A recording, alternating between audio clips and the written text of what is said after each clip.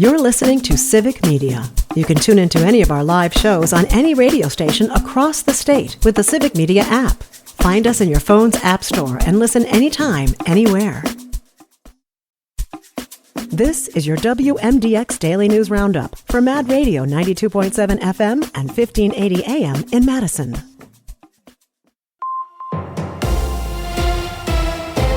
For 92.7 WMDX News, I'm Savannah Tomei Olson. Wisconsin Republicans are working on education bills that would encourage school districts to consolidate, establish statewide standards on student discipline, and overhaul math instruction. These bills aren't even drafted yet, so there weren't a ton of details available at a press conference this week. But Republicans in the Assembly focused heavily on districts with declining enrollment and declining funding. One of their big solutions is to encourage more districts to combine. There are more than 400 of them across Wisconsin, and record numbers of them are going to referendum, asking residents to increase their own taxes just to keep the district afloat. Representative Amanda Nedweski from Pleasant Prairie.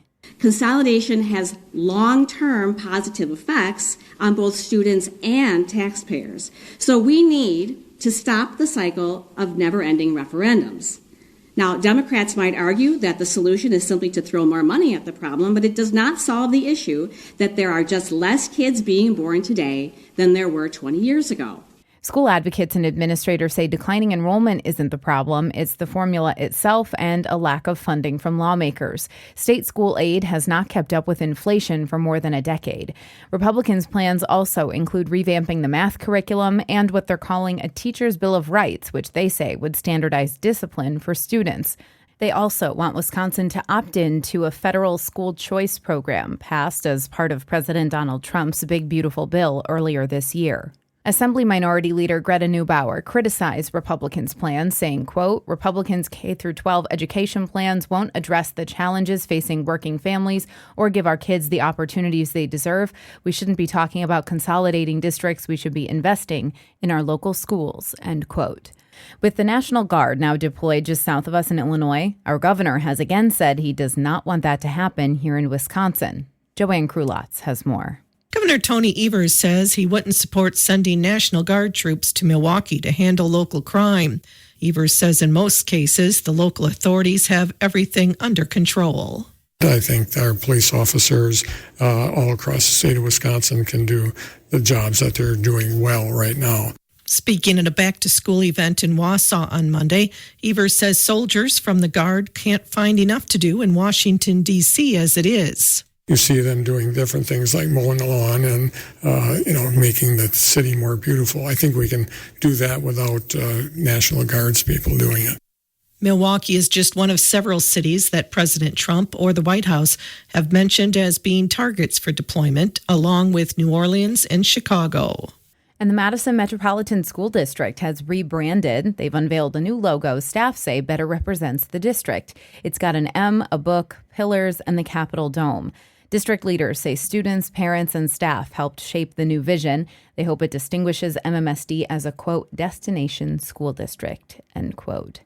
And Wisconsin has a new winner for the state's best water. There was a competition at the Wisconsin section of the American Water Works Association annual conference. They did a blind taste test, tasting water from all over Wisconsin, and the winner was in Rock County. It was Janesville Water Utility. Neenah came in second place. Now, Janesville will head to the National Tap Water Competition, where they'll name the best tasting water in the nation. We'll have to wait a while for those results, though. The competition isn't till next summer. I'm Savannah Tomei Olson, 92.7 WMDX News. The Packers in prime time. Hi, I'm Mike Clemens with sports from Lambeau Field in Green Bay, where the Packers play the Washington Commanders tonight. Green Bay 3-point favorites to win. Jordan Love asks if he likes playing in night games. I like playing in whatever game. No matter what game it is, I'm ready. Obviously, we don't get to pick and choose which games or prime time, things like that. But every game is an opportunity to go out there and win the game. So it doesn't matter when it is, what time, where we're playing at. I'm ready for each game. Baseball, the Brewers headed home. They open a series tomorrow night in Milwaukee against the St. Louis Cardinals after being swept by the Rangers. Final score yesterday 6-3. Pat Murphy. Still proud of our guys. I love our guys. It's not lack of effort, guys. It's not letting down. It's maybe the opposite. They're exhausted. We're beat up. We're injured. and things did not go our way this week. You guys saw it. That has to happen sometimes in baseball. That's Brewers manager Pat Murphy with Sports. I'm Mike Clemens.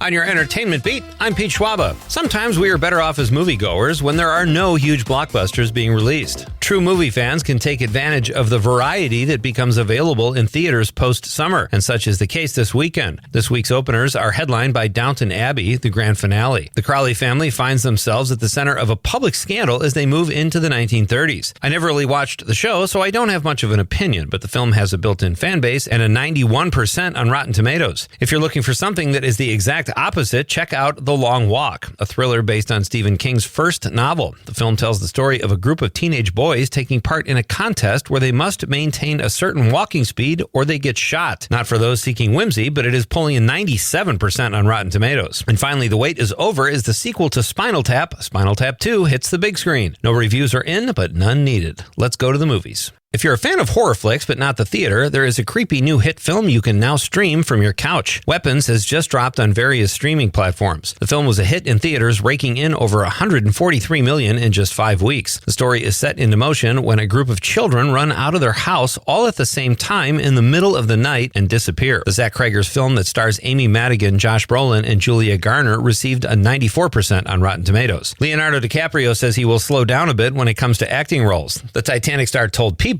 he will be more picky when it comes to the roles he takes. His new film, One Battle After Another, is directed by Paul Thomas Anderson, who also directed one of Leo's faves, Boogie Nights. DiCaprio says he couldn't do Boogie Nights because he was shooting Titanic at the time and doesn't regret the decision, but if he could go back in time, he would do both Oscar-nominated films. One Battle After Another hits the big screen September 26th. The Secret Lives of Mormon Wives star and founder of the soft swinging group on TikTok called Mom Talk will be the new Bachelorette. Taylor Frankie Paul will have her pick of men on national television. But be careful, attention-seeking hot guys, because she is no stranger to scandal. Paul, the mother of 2, confessed that she and other couples in the community were soft swingers, meaning she and her husband regularly made out with other couples. Once you get a look at Taylor Frankie Paul, you'll realize why all the other husbands wanted a French kiss her. In addition to 2 hot first names, she has perfect eyebrows. According to the New York Post, the soft swinging resulted in a pregnancy for Paul by another husband. That must have been some kiss. Beware though, Bachelor, she was also charged with a 3rd-degree felony for throwing something at her first husband that accidentally hit her child. Don't worry, the charges were dismissed, paving the way for Paul to choose another potential baby daddy on national TV.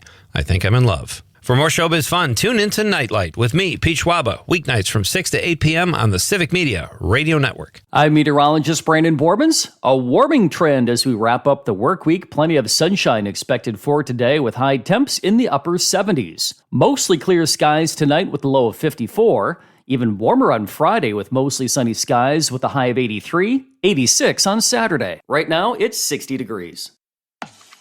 That's your WMDX Daily News Roundup from Civic Media. Subscribe to this podcast on Spotify, Apple, or wherever you find your podcasts. Find more news at mad.radio. The national news cycle never stops, but it can be hard to find news about your local community. Civic Media is dedicated to providing quality local and state news coverage across Wisconsin. With the Civic Media app, you can get notifications about local stories that matter to you and your community. Find the free Civic Media app in your phone's app store and choose notifications from the menu to tell us what kind of news you want to hear about.